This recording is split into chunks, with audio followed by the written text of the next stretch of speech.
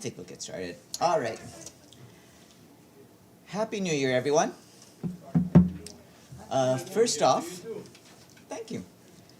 First off, following this briefing at approximately 1 p.m., there will be a press briefing by Ambassador Mar Benjaba, Algeria's permanent representative to the UN and Security Council President for the month of January. He will brief on the Security Council program of work for January. And we would like to welcome the 5 new member states joining the Security Council this year. They are Denmark, Greece, Pakistan, Panama, and Somalia. What? And Somalia. And I hope you enjoyed seeing them raise their flags just a few minutes ago. Our colleagues from the UN Office for the Coordination of Humanitarian Affairs warned that civilians are not safe anywhere in the Gaza Strip. Yesterday, the Israeli military once again ordered the evacuation of large areas within Gaza, citing rocket fire into Israel. OCHA's initial analysis indicates that the new orders cover about 3 square kilometers in North Gaza and Deir al-Balah governorates. Since then, strikes were reported in al-Mawasi area, where people had been ordered to move and take shelter. UNRWA's Commissioner General, Philippe Lazzarini, has issued a statement saying that this is another reminder that there is no humanitarian zone, let alone a safe zone. He warned that every day without a ceasefire will bring more tragedy. OCHA reminds us that over 80% of the Gaza Strip is under unrevoked Israeli evacuation orders. In this situation, OCHA warns that the ability of humanitarian organizations to support people in need across Gaza is further diminishing. December saw some of the toughest restrictions on humanitarian movement ever recorded. This includes blocking access to border areas for collecting supplies and denying attempts to deliver goods and services or assess needs across Gaza. Overall, 39% of UN attempts to move aid workers anywhere in Gaza were denied by the Israeli authorities, while another 18% were disrupted, with another 18% disrupted on the ground or hindered. For the besieged areas in North Gaza Governorate, access has been denied for 88 consecutive days. That is since the 6th of October, 2024. Turning to the West Bank, we have an assessment carried out by OCHA, the UN Relief and Works Agency, UNRWA, and humanitarian partners in the aftermath of the operation that Israeli forces carried out in Tulkarm and Nur Shams refugee camps last week on the 24th and 25th of December. Our teams visited the area on Tuesday. They estimate that over 1,000 housing units and about 100 shops were damaged from explosions or bulldozing. Over 20 families comprising more than 90 people were displaced. Damage to infrastructure disrupted electricity, water, and sewage networks. In response, OCHA has mobilized humanitarian action by our partners, who are already trucking water to people. We also expect to install new water tanks, vacuum sewage, and distribute hygiene kits and emergency cash. In a statement we issued last night, the Secretary General strongly condemned the attack in New Orleans, where drivers struck a crowd gathered to celebrate the new year, reportedly killing at least 15 people and injuring over 30 others. He extends his condolences to the families and loved ones of those who lost their lives and to the government and people of Louisiana and the United States. He also wishes a swift recovery to the persons injured. And last, we have an update from the Development Coordination Office. The Secretary General has appointed Jacob van Heerden of the Netherlands as the United Nations Resident Coordinator in Mongolia with the host government's approval. He started on the 1st of January 2025, which is yesterday. Mr. van Heerden has more than 30 years of experience in development, humanitarian work, and peace building. Most recently, he served as the first UN Resident Coordinator of the new UN Multi-Country Office in Micronesia, supporting Palau, the Federated States of Micronesia, the Marshall Islands, Nauru, and Kiribati. With that, I'm prepared to take your questions. Yes, Sharife. Thank you, Farhan. As you may have also seen, leading figures, doctors, some UN experts, and many others have started a campaign on social media with the slogans "Free Dr. Hussam Abu Safia," the director of the Kamal Adwan Hospital, and also "End Genocide in Gaza." We have been formally informed by you that the Kamal Adwan was the last functioning hospital in Gaza before being destroyed by Israel. So I would like to also know if the UN also has a call to Israel regarding the release of the hospital director? And in general, do you think that the destruction of hospitals in Gaza should be investigated as war crimes? Thank you. Well, on that, Sharife, the Security Council will actually hear a briefing from the High Commissioner for Human Rights, Volker Turk, tomorrow. So we'll have some more details about the situation there. Obviously, we have concerns about the arrest of hospital personnel. We want hospitals to be off limits. Beyond that, the World Health Organization has made it clear that so far there's a large need for people to be medically evacuated from hospitals, including from Kamal Adwan, with the World Health Organization today saying that there's over 12,000 people in Gaza who still need medical evacuations. So there's a lot of hospital needs. We do continue to call on all sides to keep hospitals out of harm's way, which means not placing or trying to infiltrate the hospitals, but also not attacking them. And we want to make sure that all steps are taken to protect and preserve the lives of the injured and sick who are in those hospitals. Benny.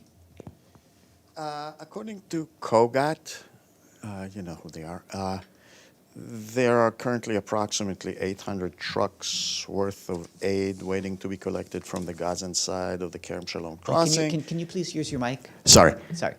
According to COGAT, there are currently approximately 800 trucks worth of aid waiting to be collected from the Gazan side of the Kerem Shalom crossing. Aid enters Gaza consistently with no limits on the amounts. It is entirely dependent on the capacity of the UN aid organizations to collect and distribute the aid from Kerem Shalom crossing. Other organizations collect and distribute aid constantly. So should and could the UN aid organizations.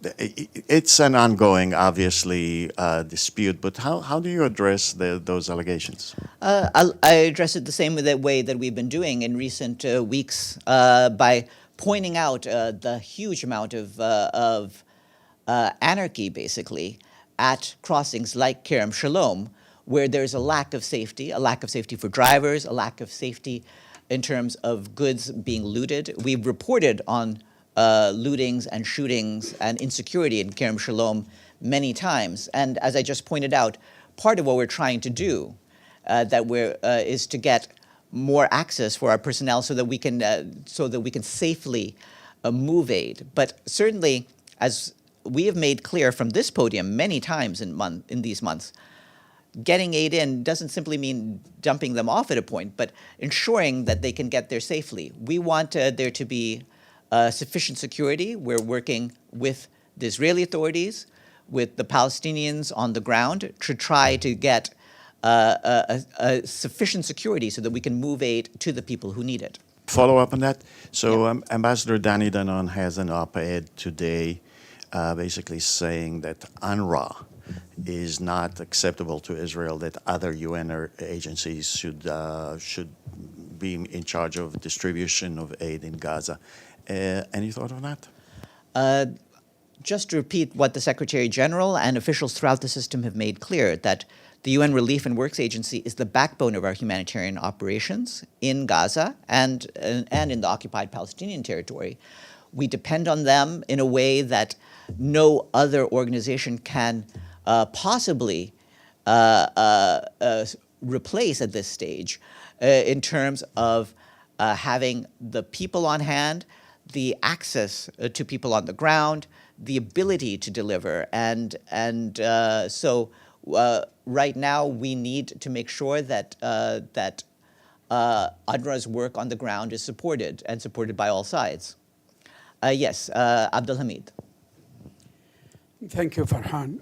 I have been following the noon briefing, and atrocities being committed in Gaza day in and day out, as you all know, including the destruction of Kamal Adwan Hospital. I haven't seen a strong statement coming from the Office of the Spokesperson about the destruction of Kamal Adwan Hospital and the kidnapping or the disappearance of Dr. Hassam Abu Safiya. Can you explain that? I just talked about our concerns about the hospital. You just talked about it.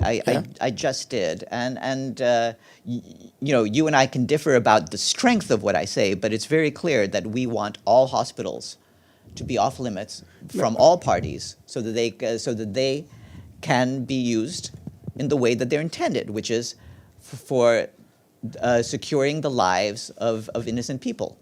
But The attack on Kamal Adwan, to be very clear, has created a situation where there's no functioning hospitals for a huge swath of northern Gaza, and ultimately, that's not acceptable. People need to have their medical needs handled at this time of combat and this time of chaos.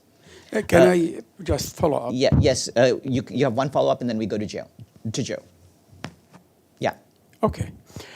You just talked about it. I mean, the destruction and the burning of the hospital didn't happen 1 hour ago or today. Do you think the timing of the statement matters or it doesn't matter? Why you mean late until you ask the question and you answer? We have made innumerable statements about the situation in Gaza for the past 14 months, and we are continuing to speak out about the situation, and we'll continue to speak out as circumstances merit. Yes. During the 90-day period leading up to the implementation of Israel's UNRWA legislation, have any senior UN officials, and I mean specifically relating to UNRWA, have had dialogue with senior Israeli officials about Israel's proposals for possible alternative mechanisms to UNRWA, or is the UN not open to even such discussions? We have been discussing the situation on the ground, including the humanitarian situation, from the Secretary General through to our humanitarian officials, through to officials like Sigrid Kaag. But one of the messages that all of us have made clear, as I just restated now, is that we do not believe that there is an alternative to UNRWA in terms of the capacity to assist the people of Gaza. Deji? Several questions. First, tomorrow, Security Council will have an emergency session on the Kamal Adwan hospital. Who would be the briefer from the Secretariat? Volker Turk. He will be here or via... I believe it's by video. Okay, so secondly, just now, Joe actually asked my question on UNRWA. We know that the two bills will take into effect, I think, late January. So is there any new measures that UNRWA in Israel and occupied Palestine taken to deal with the coming bills? We are doing. Or you just wait there and until that. We are doing what we can, but right now we're going about our work, and there's certain work that is essential for the lives of the people on the ground, and so we're going to continue to do that. I mean, for the operation of UNRWA, does the UN high-level official have any contact with Israeli authority to discuss about how this would work? Yes. After the bills? Yeah. Any idea? We have been discussing UNRWA's work since the bills, including through the Commissioner General of UNRWA, Philippe Lazzarini, and we will continue to do what we can to continue UNRWA's work. So far, do you see a way out? What? Do you see a way to, let's say, minimize the impact of the two bills? The only thing I can say is whenever there's a will, there's a way. Okay. From our standpoint, there's no alternative to the work that's being done right now. Okay. Gabriel. Thank you, Farhan. Happy New Year to you. Happy New Year. The Secretary General has spoken out many times about the freedom of the press, particularly in the last year or more. Does the Secretary General condemn the Palestinian Authority's closures of the Al Jazeera offices in the West Bank? we certainly want Al Jazeera, as well as all media outlets in the West Bank, to be able to go about their work without hindrance and without obstruction. Does he call for the Palestinian Authority to reverse course? We want to make sure that any restrictions that impede the work of journalists are lifted, yes. Mike Wagenheim. Farhan, sir, Happy New Year. Happy New Year to you. Two topics for you. Thank you, sir. Two topics for you. The Foreign Minister of Israel, Gideon Saar, met with UNDOF Command, I believe, earlier today. Can the UN provide any insight on the substance of those discussions and whether there is a more functional relationship now between Israel and UNDOF than there was in the days after the fall of Assad? I would characterize the regular relationship between the UN disengagement force and the Israeli authorities as functional. We're certainly working with them to make sure that that both the conditions on the ground can be peaceful and that the 1974 disengagement agreement will be upheld. What's your other question? Made toward that end in those discussions today? There's nothing further to say beyond that. This is within the ambit of the regular discussions that UNDOF holds with the parties. Okay, thank you. Second topic for you. Earlier today, there was a statement from Volker Turk related to Gabriel's question a moment ago regarding Al Jazeera, and of course, you just answered his question on that matter as well. I'm always curious when it comes to the consistency of the UN. There are networks banned, I mean, fairly regularly across the world. Russia TV, I mean, RT, Russia Today, was banned by I don't know how many countries over the last couple of years. Never a peep out of the UN over that. Why are some UN officials selectively pressing for press freedom in certain instances, but not in others? I don't think it's selective. We want press everywhere to be able to go about their work fairly. The conditions in each country and the conditions of legislation are evaluated. So certainly I would leave it to my human rights colleagues to explain why they speak up more vocally about some of them. But our position is similar across the world. Everywhere in the world where journalists are working, they have to be able to go about their work without hindrance, without obstruction, and without censorship. Yes, Thank you, please.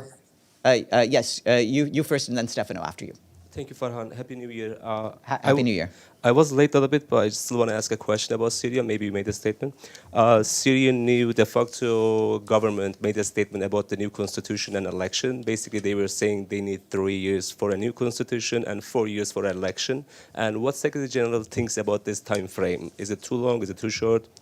We're going to evaluate with the different parties what is a good time frame. Geir Peterson is meeting with the various parties, and we'll let him go about his work, and he will report back to the Security Council on it. Stefano. Thank you, Farhan. Two questions. One, we just saw the ceremony of the flags. That usually is a ceremonial, but Panama's ambassador, Alfaro de Alba, he, in his speech, he seemed very concerned about the Panama Canal issue. He was, stressing the fact of sovereignty and so on. Does the Secretary General is also concerned about after President-elect Trump said that the United States should control the canal? I wouldn't have any response to any of the comments made. Obviously, Panama is a member state with the same rights of territorial integrity and sovereignty as the other member states. What's your other question? The other question is follow-up on freedom of the press. It was asked before about this Italian journalist, Cecilia Sala, that she has been arrested in Iran, in Tehran, since December 19. Now, the UN gave the answer generally does condemn. I mean, journalists should be able to work, but does the Secretary General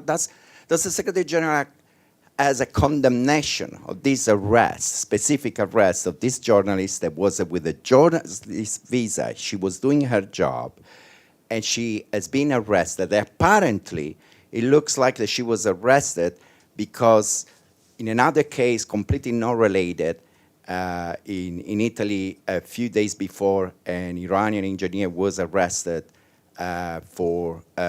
because the United States asked this arrest about completely another unrelated issue. On that, all we can say is that we want and expect the journalist involved to be released unconditionally, and certainly we're opposed to the arrest of journalists. We're going about their work. And with that, I wish you a good afternoon. Wait here, and the ambassador of Algeria will be here in just a minute.